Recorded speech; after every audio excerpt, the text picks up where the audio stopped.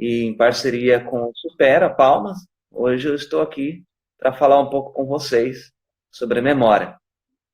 E eu estou muito animado para ouvir o que você vai falar. E, na verdade, pessoal, quem está aí na live, a gente já fez uma mesa redonda, um bate-papo, se eu não me engano, foi mês passado ou 2 meses atrás, onde a gente falou sobre a memória, sobre o Alzheimer. Na verdade, foi setembro, né? Então, foi mês passado, que foi o mês do Alzheimer e tudo mais. E a gente conversou um pouco, né? Fizemos um bate-papo, foi muito legal. As pessoas que estavam presentes compartilharam, perguntaram, tiraram muitas dúvidas. Então, você quiser tirar dúvidas, quiser perguntar, quiser saber como é que funciona também, a gente vai separar um momento no final para perguntas, tá? E aí, eu sei que foi muito legal, resolvi então fazer uma segunda edição, né? Só que agora online, para ver se alcança mais gente, para ver se a pessoa do conforto da sua casa ou do seu trabalho possa talvez acompanhar um conteúdo de qualidade aí no Instagram, né? Então esse é o nosso objetivo aqui hoje. Então, Bruno, eu quero começar então com primeiro para a gente introduzir um pouco sobre a memória e tudo mais. Eu gostaria que você me falasse um pouco o que que é a memória e quais são os tipos de memória, porque muita gente talvez nem sabe que existem outros tipos de memória. Às vezes coloca todo memória numa caixinha só. Eu gostaria que você falasse um pouquinho dos tipos de memória que existem, que existem, quais são as suas aplicações. Legal, então vamos lá. É, Primeiro, quebrando uma concepção equivocada que muita gente tem, né? As pessoas costumam entender como memória apenas uma das modalidades da memória. O que é memória em si? A memória, ela é um conjunto de 4 operações que o nosso cérebro é capaz de fazer. Nosso sistema nervoso, na verdade, é capaz de fazer. A primeira delas é captar informação, que a gente chama também de atenção. Então, se você não é capaz de captar uma informação, né, traduzir ela, né, transformar ela do meio ambiente para o seu sistema nervoso, você é incapaz de formar uma memória. A segunda delas é processar essa informação, que é você interpretar essa informação. Ver o que você está sentindo, seja visualmente, auditivamente, olfativamente, assim por diante. Então você vai processar essa informação, entender o que ela é, associar com outras coisas, certo? E isso tem uma região do cérebro específica para exercer o processamento, que é a parte da frente do nosso cérebro, que a gente chama de lobo frontal. Então, falamos até agora da captação e do processamento. Depois tem a que todo mundo vai pensar, né? Que é o armazenamento. Então, depois que essa informação está aqui na parte da frente do nosso cérebro, ela é enviada lá para a lateral, nos dois lados, né? Que é o que a gente chama Sim, de temporal. É lá que essa informação ela vai ser armazenada no nosso cérebro. Então, a gente tem uma informação que vai ficar um tempinho aqui na frente, né, sendo processada. Depois, em determinadas condições, que eu vou falar daqui a pouquinho, ela vai ser armazenada, né, para ficar um tempo maior no nosso cérebro pelo lobo temporal. Isso é a parte do armazenamento. E, por fim, né, nós temos o que a gente chama de recrutamento dessa memória. Porque onde que ela é armazenada? Ela é armazenada em diferentes regiões do nosso cérebro, mudando o tipo de conexão que tem entre um neurônio e outro. Então, sim. quando você presta atenção numa coisa, por exemplo, a pessoa que está aqui hoje na live com a gente está prestando atenção na nossa conversa. Ela está captando essa informação. Daí ela está tentando entender tudo aquilo que a gente está falando. Ela está processando essa informação. Se isso for relevante ou interessante para ela, ela vai armazenar essa informação. E lá para frente, no futuro, seja daqui uma hora, seja daqui um dia, daqui um mês, um ano, uma década, quem sabe, ela pode tentar recrutar essa informação. Daí, às vezes, esse recrutamento falha, né? Isso não implica que a memória não esteja armazenada, mas às vezes o recrutamento falha.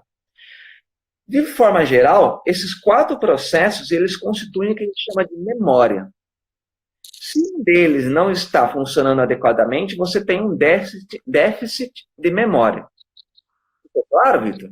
Sim, sim, claríssimo. Claríssimo. E daí, Nossa.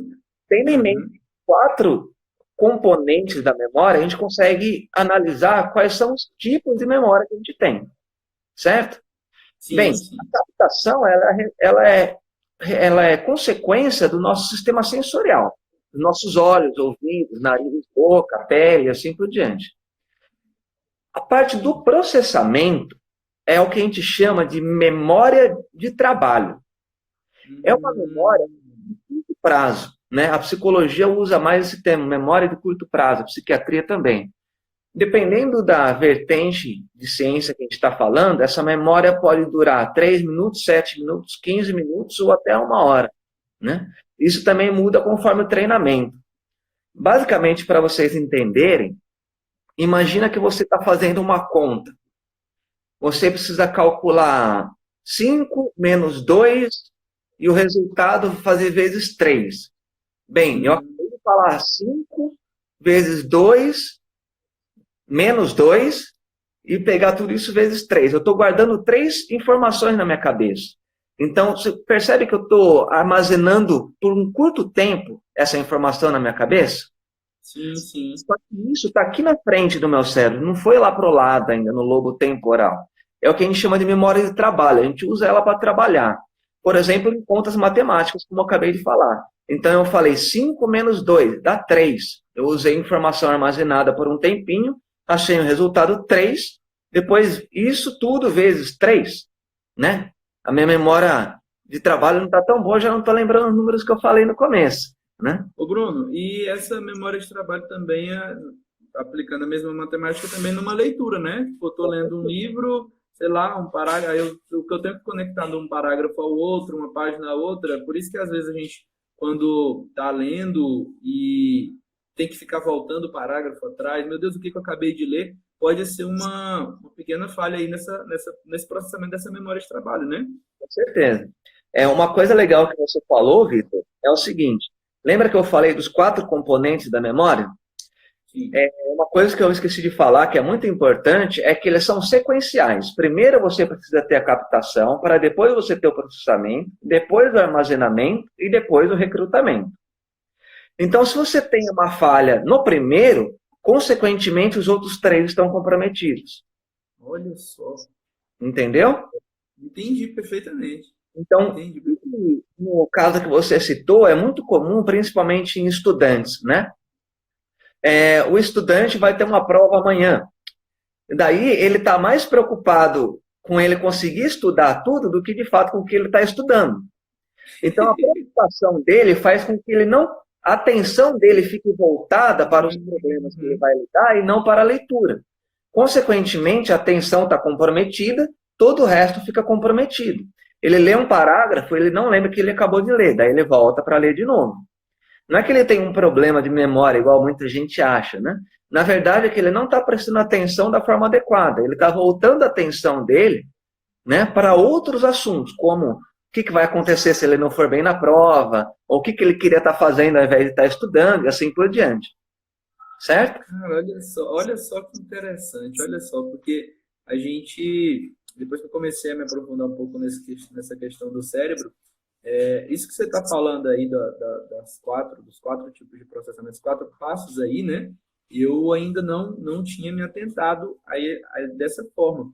É que você falando, eu me recordei de algo que eu sempre falei aqui no Supera para quem vinha. Aqui eu acabo recebendo muitos jovens que chegam com a demanda assim, cara, eu tô ali na sala de aula, eu não consigo reter na sala de aula. Eu tô com um problema de memória, não sei o quê. Eu vou e falo, olha, e eu falava desse jeito, falava, olha, normalmente, principalmente quem é mais jovem e tudo mais, o cérebro ainda está muito ativo, o problema está na atenção, está na captação, está naquilo, na porta de entrada dessas informações aí. Às vezes você não está prestando atenção direito, às vezes a concentração está muito falha, então na captação é que estava o problema. E aí você falando desse jeito aí, eu realmente fez muito sentido para mim e é o que a ciência aponta, né? O que a ciência mostra claramente nesses 4 passos aí, né? A captação, processamento, o armazenamento e o recrutamento, né? Cara, que legal isso aí. Então, são esses os tipos de memória que você Tem até citou, né? E tem porque, mais. sim, tem a memória de trabalho que eu acabei de falar, né, que a gente usa para leitura, para contas matemáticas. Outra coisa que é muito comum a gente usar na memória de trabalho, que é do nosso dia a dia, Vitor, você pode ir ao mercado comprar um pão, um leite e uma mussarela fatiada. Daí você tem que reter essas informações por um curto tempo, né? Memória de curta duração, até você chegar ao mercado, fazer todas essas tarefas. Depois que você já comprou tudo, conferir. Então você até esquece o que era. É capaz de você comprar tudo, chegar em casa e falar assim: olha, eu nem lembro o que eu comprei, mas está aqui o que você pediu, né? Então, assim, você já jogou fora essas informações da sua memória de curto prazo, mas você as reteve momentaneamente enquanto você tinha que executá-las, né? É Então, verdade. saber Verdade. essas coisas é muito importante, principalmente nas doenças que envolvem memória, que a gente vai falar mais tarde. Sim, Daí, sim. quando a gente fala do terceiro tópico, que é o armazenamento, é o que a gente tem de memória de longa duração, né? Existem Sim. três tipos de memória de longa duração, que elas podem ser divididas em dois grupos, né? O primeiro grupo é um grupo bem especial, porque ele não envolve a consciência nossa, por isso ele é chamado de memória não declarativa, né? Porque não se declara para a nossa consciência, e Entendi. é até recrutado em outra região do nosso cérebro, é mais interna lá no nosso cérebro, que é o que a gente chama de memória operacional. Você já parou para perceber que você não. Você dirige, Vitor? Sim, dirijo. Então, no começo, quando você estava aprendendo a dirigir, você tinha que prestar atenção como você estava pisando na embreagem, trocar a marcha. Hoje você não para mais para prestar atenção nisso, certo? Não. Para É. escovar o dente, por exemplo, no começo a gente, provavelmente não lembra, né? Mas no começo a Não gente lembro. presta atenção como é que a gente faz, tudo. Hoje a gente vai mexendo a mão normalmente, né? Nem pensa no que a gente está fazendo. Andar de bicicleta. Não tem o velho ditado assim? Uma vez aprendido, nunca esquecido? Uhum. Pois é exatamente por causa disso. Esse tipo de memória não declarativa, ela, ela consiste no quê? Consiste numa sequência de passos, motores que a gente tem que executar, que uma vez aprendido, consolidado, a gente não esquece. E não precisa mais da nossa consciência para executá-los. Andar de bicicleta, escovar o dente e assim por diante. Certo? E daí tem as memórias que todo mundo lembra, que são as declarativas. Porque que a gente lembra? Na verdade, todas a gente lembra, né? Só que a nossa consciência lembra. Que daí é o que a gente tem a memória semântica, certo? Sim, sim. E outro tipo de memória que é episódica. Como os nomes dizem, é episódico são episódios que aconteceram. Eu lembro a primeira vez que eu fui num barco viking, como eu tive medo, né? Como aquele negócio subia e descia, a primeira vez que eu dei um beijo, como foi, entendeu? Às vezes você não lembra os nomes das pessoas que estavam lá, você não lembra o nome do lugar, mas você lembra daquele episódio, né? Você lembra das Sim, informações sensoriais que estavam lá. E a outra sim. semântica, né? Que é o contrário, são os nomes. Às vezes você lembra de um nome, né? De alguém, só que você não lembra o rosto da pessoa, não lembra a ocasião que você a conheceu, assim por diante. Bem, e Entendi. daí tem o Ah, recrutamento, né? Que não é nenhum tipo de uhum. memória, mas ela acaba puxando todos Faz esses parte. certo? Sim.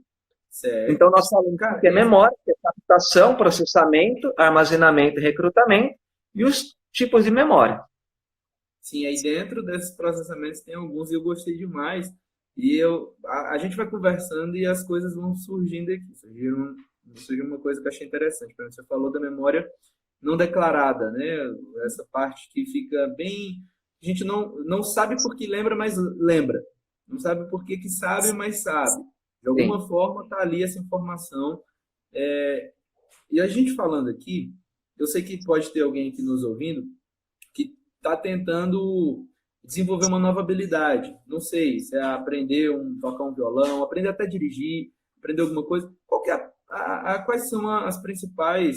Antes da gente começar a falar, né, do Alzheimer, daqui a pouco a gente vai falar algumas coisas muito interessantes sobre como prevenir e tudo mais, mas eu achei muito interessante a gente talvez destacar essa memória bem não declarada, porque eu acredito que nela está os hábitos, por exemplo, aquilo que a gente faz de forma automática, né? Então, tem coisas no nosso dia a dia que a gente não precisa ficar lembrando de passo a passo como fazer, como dirigir, tem coisas no seu trabalho que você lembra e tudo mais. Qual que é a principal importância dessa memória na nossa saúde?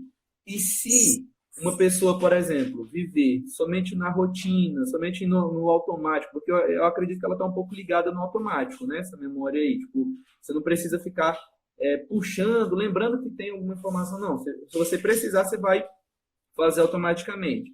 Então, qual que é a importância dessa memória não declarada e se existe algum perigo da pessoa viver somente na rotina? Como seria isso?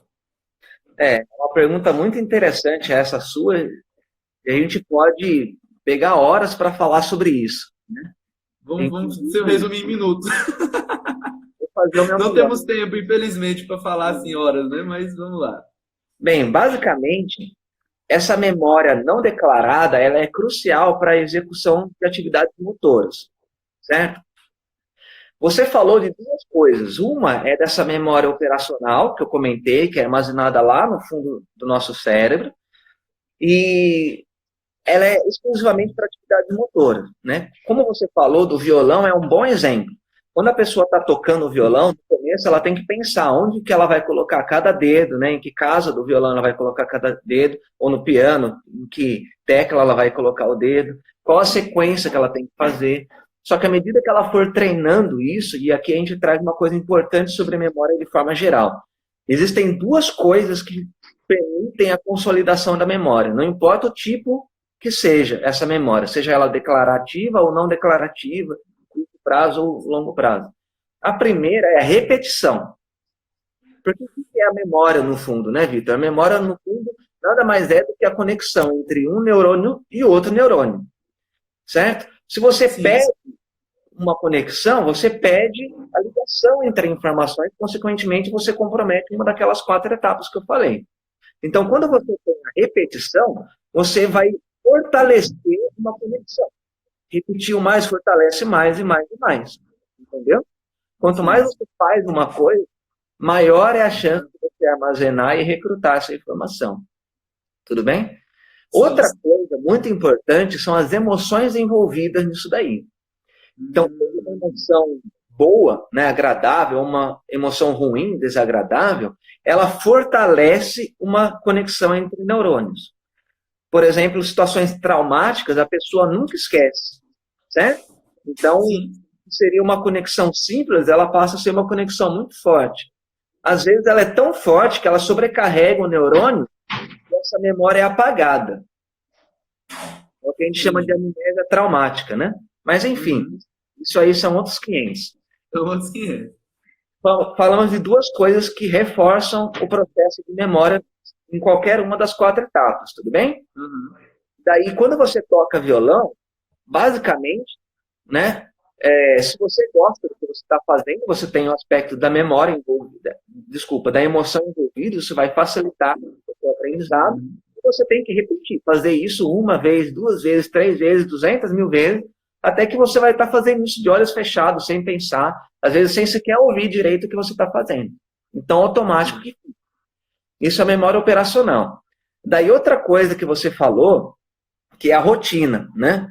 Isso é uma coisa super complexa e delicada, né? Porque a rotina, o automático, né? As atividades automáticas que a gente faz, não necessariamente são apenas as motoras, como tocar o violão, da bicicleta e tal.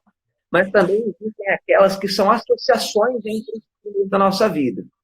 Então, por exemplo, todo dia eu vou falar uma associação que costuma ser comum na maior parte das pessoas.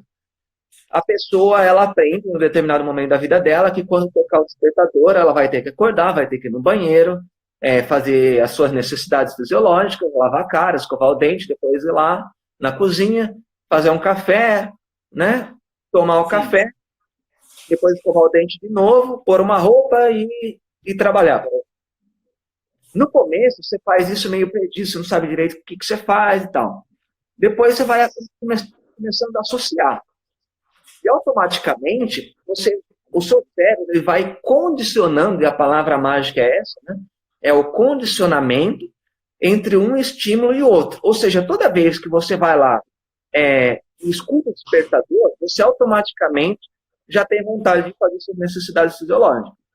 Depois que depois que você faz suas necessidades fisiológicas, você tem vontade de comer, por exemplo, né? Isso, lógico, existem infinitas variáveis aí envolvidas. Por isso que eu falei que é uma coisa muito complexa, Sim, sim, e eu sim. falei com o máximo de cautela que possível. Lembrando que isso tem um horário específico, uma condição fisiológica específica, que a pessoa pode falar assim, não é toda vez que eu escovo o dente que eu vou ir lá e colocar uma roupa de trabalhar, né? Mas lembrando que se está de manhã, isso acontece, né? Se está de Ô, manhã, Bruno, e quantas vezes a gente já não acorda num domingo de manhã, no mesmo horário que tem que trabalhar e acha que é dia de trabalhar? Será que nunca exatamente, aconteceu com ninguém? Comigo acontece direto. Hoje é dia de trabalhar, meu Deus. Aí quando lembra já é domingo. Então, às vezes acontece mesmo. Da rotina, né? Do cérebro tá dentro assim. isso chama-se condicionamento operante, Vitor. A gente pode até um dia falar sobre isso, porque isso é essencial, principalmente no controle da rotina, no desenvolvimento. E daí, finalmente, chegando à sua pergunta, né? Qual a importância disso? A importância disso é dupla, né? Tem, como quase tudo na vida, tem o lado bom e o lado ruim. O lado bom disso, quando você condiciona os passos da sua vida, você acaba realizando ele de uma forma até que inconsciente, né? Automática e demandando menos energia.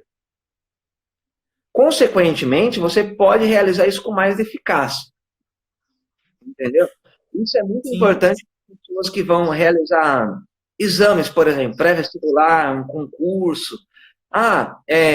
Eu percebo que tem dia que eu estou disposto a estudar, tem dia que eu não estou, mas da hora que você vai analisar a rotina da pessoa, cada dia ela faz uma coisa.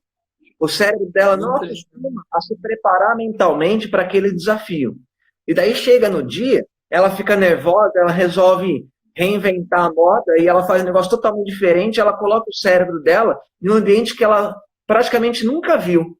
E daí o cérebro não tem aquela automatização e, consequentemente, não consegue recrutar, né, nem prestar atenção, enfim, não consegue utilizar a memória adequadamente para exercer o propósito que está lá fazendo, né, que é responder as questões, assim, o mesmo vale para sim. apresentar uma palestra, enfim.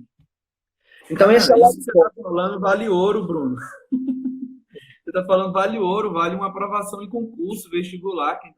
Quem tá escutando pode ser a informação determinante para passar em alguma prova de concurso ou ter sucesso até no seu trabalho, porque isso que você falou aí, de criar um ambiente, de criar uma rotina, né? Tipo assim, de condicionar o seu cérebro a entender que aquele momento é para isso e tudo mais, isso é sensacional. É por isso que às vezes no trabalho os primeiros minutos do trabalho são determinantes, né? Tipo assim, a gente chega, o que a gente faz, qual que é a rotina, se não tem rotina, acaba que todo dia é uma novidade, todo dia tem que ficar demandando energia para pensar o que a gente vai fazer. Quando tem a rotina, as coisas fluem mais, fluem mais rápido, né? É isso que você vai apresentar, né? Foi isso que eu entendi. Vitor, isso é tão importante que existe uma linha de atuação da psicologia que chama terapia cognitivo-comportamental. E a base teórica de trabalho deles é exatamente trabalhar essa associação entre estímulos e ajudar o paciente a associar os estímulos de forma melhor para tornar a sua rotina mais eficiente. Seja atingir um objetivo, seja não cometer erros, né? E esse cometimento de erros vai desde você lidar inadequadamente com uma função de trabalho até mesmo doenças como depressão, ansiedade e tal. Então, Entendi. as pessoas acham que terapia psicológica é só coisa para doente. Não, não é não. Serve para todo mundo e é útil. Isso. Muito longe disso. Bruno, Daí, vamos falar um pouco agora. Você complementar mais alguma coisa? só para terminar, o lado Ah, ruim, tá. né? O lado ruim de você Claro. fazer isso é que se você acomoda o seu cérebro e não tira ele da zona de conforto, né? Se você vive o seu dia numa mesmice, sempre seguindo esse condicionamento, consequentemente você começa a não desenvolver, não perpetuar o desenvolvimento do seu cérebro, entendeu? Hum, E daí a gente chega numa coisa que a gente faz o link para o envelhecimento cerebral, que a partir de sim. 30 anos, mais ou menos, o cérebro de todo mundo começa a envelhecer. E quanto menos estímulo você dá, o que é o estímulo? É coisas novas que você faz. Quanto menos estímulo você dá, mais o seu cérebro ele vai atrofiando. E atrofiando mesmo, vai diminuindo. Então, aquelas conexões que antes eram muito usadas, elas vão parando de ser usadas até que elas somem. Por isso é importante você sempre estar estimulando o seu cérebro, entendeu? Então você quis dizer aí que quanto mais a rotina é ótima, maravilhosa, é importante para o cérebro ter uma rotina, principalmente para economizar energia, talvez, e dedicar mais energia em outras coisas.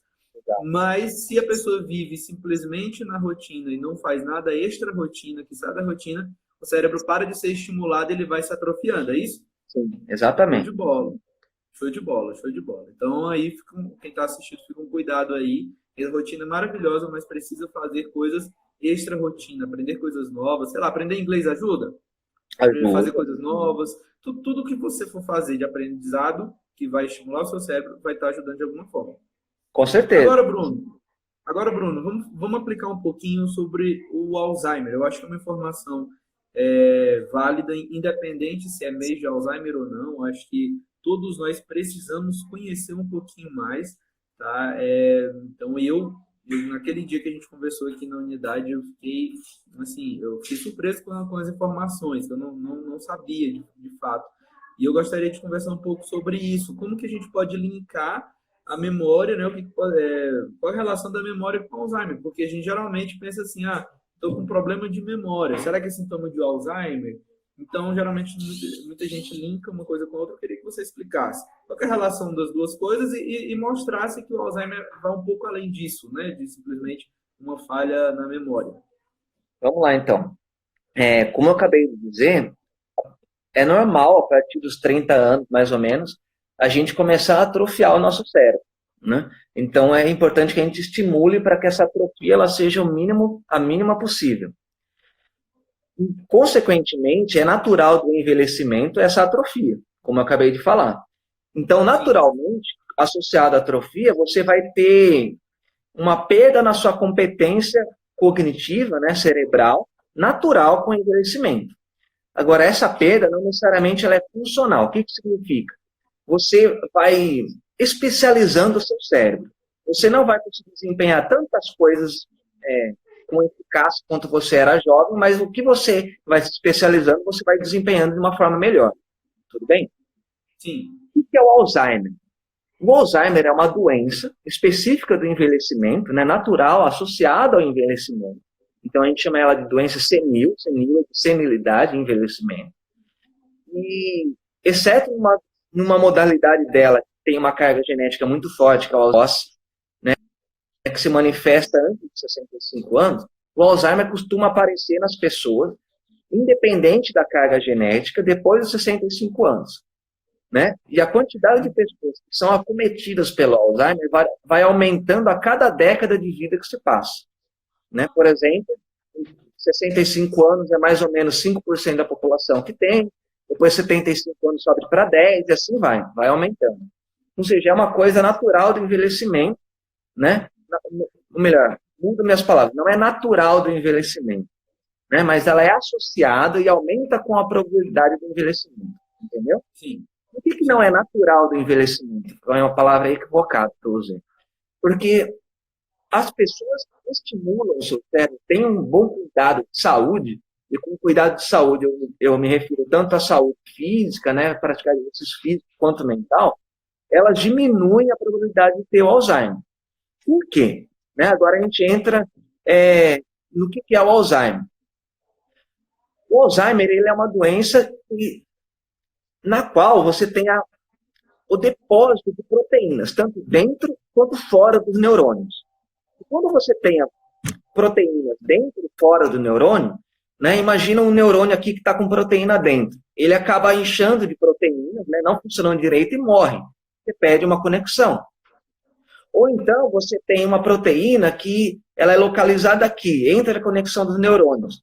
Ela vai impedir essa conexão adequada e você perde a conexão de neurônios. Consequentemente, você tem o seu cérebro não funcionando adequadamente. Entendeu? Sim, sim. Quanto mais você envelhece e menos você se cuida, maior o depósito dessas proteínas. Por isso que se você não se cuidar, principalmente à medida que você for envelhecendo, aumenta a chance de você desenvolver Alzheimer. Tudo bem? Certo. Joia. Daí, por que que Alzheimer, o pessoal comenta, né, que é a doença da perda da memória? Porque essas proteínas, elas se depositam principalmente em dois locais. Na frente do nosso cérebro, e para quem lembra, é onde eu falei que acontece o processamento da memória, e aqui no lobo temporal, que é onde acontece o armazenamento da memória. Então, se você tem o comprometimento de duas coisas, consequentemente, você não vai conseguir armazenar as coisas, desculpa, recrutar as coisas dali em diante. E, cada vez mais, você não vai conseguir recrutar as coisas para trás. Entendeu? Entendi. Então, a pessoa começa a ter uma perda de memória, né, que o termo técnico é amnésia, né? No início da amnésia recente, ela passa a não conseguir lembrar as coisas básicas, quer fazer conta de matemática, não consegue ler aquele parágrafo que você mesmo comentou. Ela lê uma vez, esquece, lê de novo, esquece. Ela vai no mercado, já esqueceu o que tinha que comprar. Às vezes até mais simples. Ela sai do quarto, vai para a cozinha e esqueceu o que tinha que fazer, né? Mas atenção, pessoal. Lembra que se você não está prestando atenção, mesmo que você não tenha Alzheimer, você não está prestando atenção, você vai chegar na cozinha e vai lembrar o que você tinha que fazer. Então, não é porque você chegou na cozinha e esqueceu o que você foi fazer que você tem Alzheimer, tá? É, É sempre importante que Alzheimer é uma doença complexa, com sintomas complexos, que é importante ser feito um diagnóstico por um médico. Tudo bem? sim, sim. Então, basicamente, o Alzheimer é isso, é um depósito de proteínas dentro e fora dos neurônios, principalmente nas regiões que são responsáveis pelo processamento e armazenamento das informações, que tem como resultado, né, o comprometimento da memória no início de curto prazo e progressivamente a longo prazo, e ela é uma doença que piora, né, ela não tem cura e piora à medida que você vai envelhecendo sem os devidos cuidados. Entendi. Bruno, antes da gente fazer a última pergunta, o Mikael, o Jean Mikael, ele perguntou se o Alzheimer atinge só idosos. Gostaria de você falasse se é possível o Alzheimer pegar em gente mais nova, eu digo pegar, desculpa, que não é o termo técnico, eu não sou cientista, não é pegar, mas a pessoa que não é idosa, ela tem risco de ter Alzheimer? Como que funciona isso? Então, antes dos 65 anos, né, existe uma modalidade do Alzheimer que alguém chama de Alzheimer precoce, né? Então, você pode ter Alzheimer antes dos 65 anos? Pode. Dificilmente antes dos 40 anos, tá? Mas pode acontecer em casos raros. Então, assim, antes dos 65 anos tem o Alzheimer precoce. O que acontece? O que tem de especial no Alzheimer precoce? Ele é uma doença com uma perspectiva de vida pior, é uma doença mais intensa, pior, é muito rápida, né? Mais forte, a perda de memória é mais drástica, e ela tem uma causa genética muito forte. Então, assim, não existem casos na família, nunca se soube de alguém que teve Alzheimer antes dos 65 anos. Então, a chance de você ter é praticamente nula, entendeu? Lógico, né? Existem testes genéticos que você pode rastrear isso, são testes caros, mas se não existe evidências disso na família, você não precisa se preocupar. Por outro lado, se você tem alguém na família que teve Alzheimer antes dos 65 anos, é importante você fazer uma análise genética para ver a sua predisposição, né? Porque ela tem uma carga genética muito forte, entendeu? Entendi, entendi. E gostaria muito de ficar falando, muita gente conversou naquele dia muito sobre Alzheimer, tem muita informação. Inclusive, o Bruno está logado aqui pelo Instagram da Braz, né? Então, se você que está aqui nos assistindo tiver mais dúvidas sobre Alzheimer, você pode falar diretamente com esse Instagram aqui que o Bruno está falando. Mas vamos para a última, que eu acho para a gente fechar com chave de ouro aqui, porque não adianta a gente falar aqui do risco do Alzheimer e tal, da memória, a gente precisa falar algumas dicas, algum passo a passo para quem está nos assistindo poder se cuidar, né? O que as pessoas podem fazer para protelar ao máximo, prevenir ao máximo esse surgimento dos sintomas do Alzheimer e tudo mais. O que a gente pode fazer para se cuidar? Bem, basicamente, três coisas, né? Três pilares eles vão auxiliar a gente na prevenção ao Alzheimer e várias outras doenças, né? Não só Alzheimer. A primeira é cuidar da sua saúde de forma geral, ter uma boa alimentação, uma boa higiene, né? Hidratação, não ficar se automedicando, porque isso gera muitos problemas, certo? Frequência médica, assim por diante. A outra coisa é você exercitar o seu porte físico, né? Fazer atividades físicas. Recentemente houve o Congresso Brasileiro, né, de Alzheimer, na capital de São Paulo, e numa das palestras foi até esse o tema, né? Como que a atividade física ela ajuda na prevenção ao Alzheimer. Perdão, novas pesquisas têm mostrado que a atividade física de moderada a intensa, ou seja, uma caminhada em um passo acelerado, né, para mais, pelo menos 3 vezes por semana, 30 minutos, né, no mínimo de cada vez que você fizer, ela auxilia na prevenção do Alzheimer. Pessoas que fazem essa atividade física, né, pelo menos 3 vezes por semana, 30 minutos cada uma, moderada e intensa, elas têm menor probabilidade de ter Alzheimer. Então, você não precisa ser um atleta, faça apenas uma caminhada mais puxada, sabe? Isso já ajuda bastante 3 vezes por semana. Aceleradinha nos passos, né? Para ver se o sangue bombeia mais um pouquinho. Exato. É importante. Na semana que você, ao invés de ir para o trabalho de carro, você vai a pé, dando um passo largo, né? 30 minutos você chega lá, já ajuda a não ter um envelhecimento ruim, né? Ter um envelhecimento mais saudável. Outra coisa que é o que o pessoal costuma mais pensar é exercitar a mente. Né? Como que a gente vai exercitar a mente? Existem várias formas. Algumas você já falou, várias, na verdade, né, Victor? Você exercitar a leitura, exercitar a escrita, né? Você praticar artes. Arte, de forma geral, é magnífico para a mente, porque você vai trabalhar a sua percepção. O nosso cérebro, né? O nosso cérebro ele costuma ser lateralizado. Um lado ele trabalha mais para um raciocínio lógico, matemático, o outro lado ele trabalha mais para a parte criativa. Então, você trabalhar com artes, mesmo que você não seja bom, não desenho bem, não toco bem, enfim, não sou bom em artes. Mesmo assim, pratique, porque você vai exercitar o seu cérebro. Né? Talvez um dia você até fique bom, por sinal. Mas você exercitando o outro lado do seu cérebro vai ajudar muito. Falando em outro lado do seu cérebro, praticar com exercícios que você costuma fazer com a mão dominante, fazer com a outra mão, seja tentar escrever, escovar o dente, segurar o copo, assim por diante, né? Desafios intelectuais, como aprender novas línguas, aprender novas habilidades, você fazer quiz, né? Jogo da velha, aí no Supera você tem vários tipos de exercícios que são muito bacanas, você já me mostrou alguns, já me pegou alguns, por realizar, mas é bem interessante esse tipo de atividade, porque o que você faz? Você tem neurônios que fazem conexão de uma forma, e pensando o mundo de uma forma diferente, sendo desafiado, você aumenta conexões de outros neurônios no mesmo. Então, basicamente, você aumenta o número de vias de acesso a uma informação que você tem dificuldade de recrutar. Por isso, é bastante um exercício da memória. Cara, que show, Bruno. Bruno, você é um cara sensacional nesse sentido de cérebro. Você tem trazido um conteúdo muito bacana para a gente. Eu tenho curtido muito conversar com você, absorver o máximo de informação possível, né? E assim, eu gostaria muito que tivesse mais pessoas aqui assistindo, porque esse tipo de informação o mundo precisa saber, Bruno. Tanta gente que está padecendo porque não exercita simplesmente no dia a dia.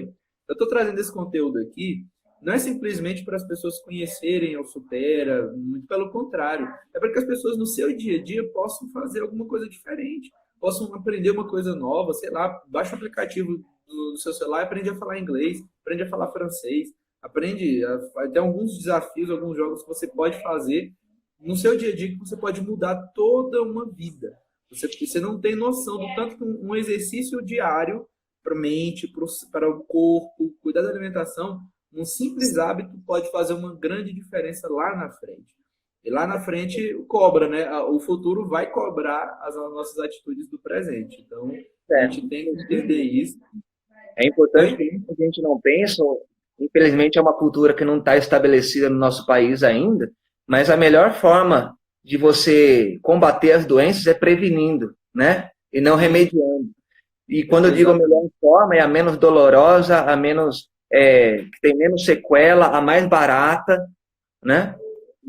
Sim, sim, Leva no sim, sim. bolso, se Verdade. preocupa. É uma questão de saúde pública, o compartilhamento de informações acerca da prevenção de doenças, sejam físicas, mentais. Aproveito aqui para quem não foi informado ainda, a BRAS, né, que é a Sociedade Brasileira de Alzheimer, ela tem esse como um dos objetivos, que é divulgar informação que auxilia na prevenção de saúde, especialmente mental, também focada a demências, não só Alzheimer. Quem tem algum familiar com demência ou já teve na família, tem preocupação, pode entrar em contato com a Abrasa, aqui está o Instagram, temos o Facebook, e-mail, tem tudo informado aí. Estamos sempre dispostos, felizes em ajudar, tá? E Eu agradeço acabei de colocar a aqui. você, ao Supera, pela oportunidade, né, de divulgar essas informações, que é uma questão de saúde pública, o cidadão tem direito a saber isso, e aquele que faz bom uso, ele com certeza vai ter uma vida melhor, um envelhecimento mais saudável, né? Com certeza, com certeza. Vamos cuidar do nosso futuro, né, Bruno? Vamos cuidar, né? Vamos fazer o presente pensando, né, no futuro, nas consequências vindas. Já coloquei aqui nos comentários o arroba AbrasTO, confere, tá certo, né, Bruno? AbrasTO. Você pode participar, pode seguir aí a página do Instagram da Abras e ter mais informações que de muita valia. Tudo bem, pessoal?